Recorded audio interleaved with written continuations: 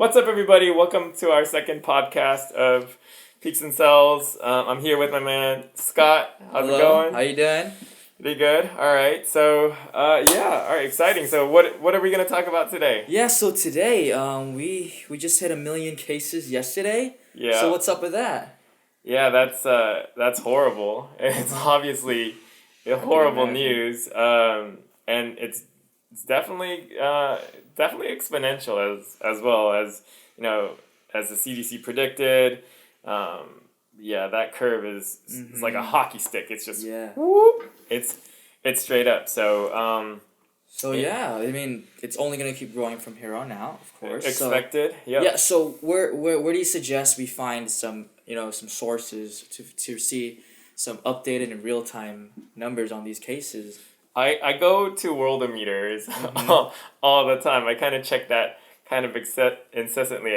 I can't stop. I'm always going to Worldometers coronavirus page, and I'm just refreshing all the time, looking at the numbers. And I don't know why I'm shocked, but every day I'm shocked because I'm like, damn, those numbers are. It's getting bigger and bigger. Yeah, those numbers are insane, Larger. and it's exponential because just last month we were looking at hundreds of deaths, and we were like, oh my god. Now it's like 200,000, right? That's expected. no, I think it's closer to like 50,000 deaths, but in the U.S. 200,000 My goodness. 200,000 infected, Wow. and those are only the people that have been tested. So you don't know what the real number is, Mhm. and then some over 1 million worldwide, 50,000 deaths worldwide, and Okay.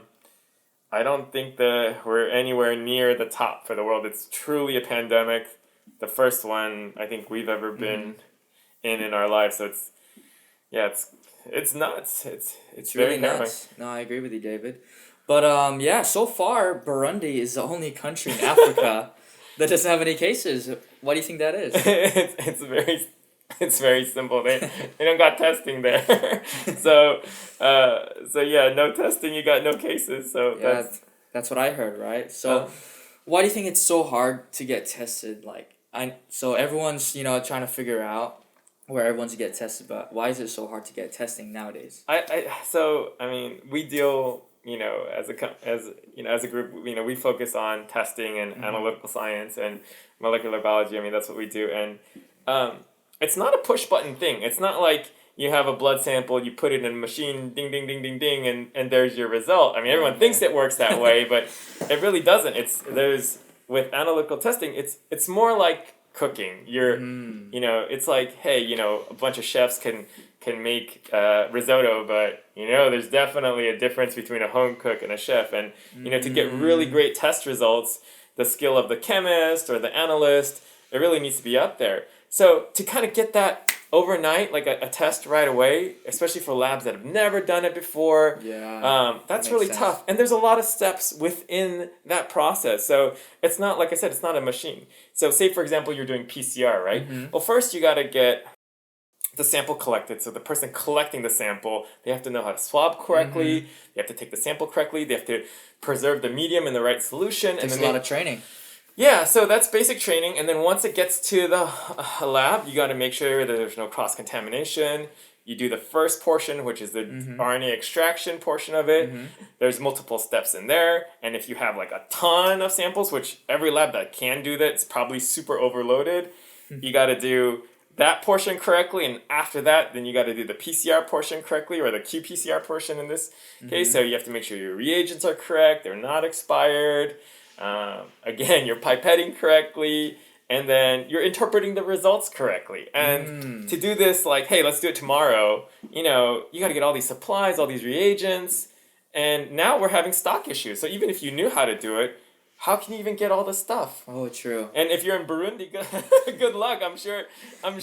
No access at all. Yeah, good luck getting master mix in Burundi tomorrow, next day. So I think that's why it's so hard. I mean, even for us in the U.S., it's hard because you have never seen, the amount of testing that's needed to be done, and to really get a handle on this one.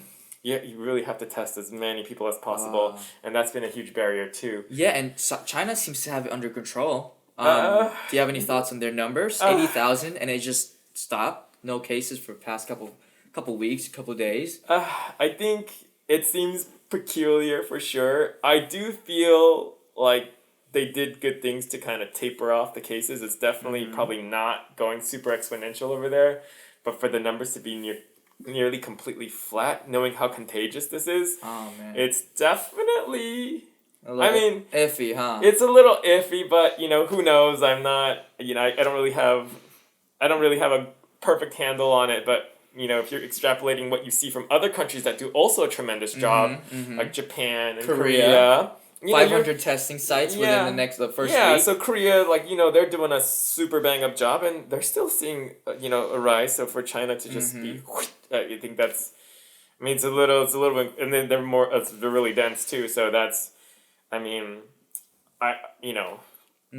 say questionable, but not sure. Okay. Seeing from where everything is right now, seeing from the past results, the past information, where do you think we're heading in the next few months? I don't think we're near the peak. How far do you think that is? It's hard to say. I think this is gonna come in waves. It's gonna be kind of like the flu. So definitely the warmer weather, that's gonna help. Viruses will probably struggle to survive in hot weathers. It's going to be a little bit better, but I think it's going to come in waves. The thing is, we have no immunity for this disease. So if we have no immunity, it's like the flu. Sooner or later, you're probably going to get it. You might be doing a great job avoiding it, but even if you say have a 0.1% chance of getting it or 1% chance of getting it, you still have a chance of getting it. And once somebody gets it, most likely they'll infect a few people. There's a lag as to knowing when someone has it. So the most terrifying thing about this disease is asymptomatic people can carry it and transmit it. So if you have no symptoms and you feel fine, you're thinking you're good, and you're just infecting everybody. You're not even doing it on purpose. 5 to 14 day incubation period? Is that what it's... I think it varies. I think it could be... So that's essentially it.